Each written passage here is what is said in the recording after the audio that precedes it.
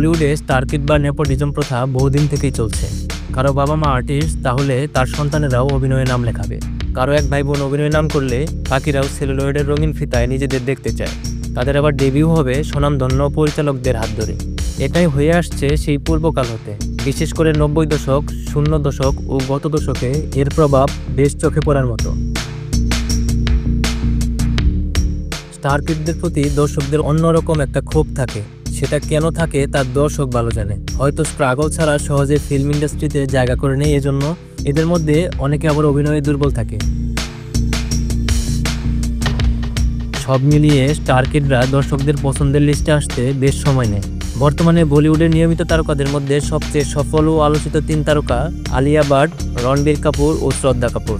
তবে 3 জনই নিজ যোগ্যতায় তাদের স্থান পাকাপোক্ত করেছে। মহেশ কন্যা আলিয়া গাঙ্গুবাই দিয়ে নিজের জাত চিনিয়েছেন।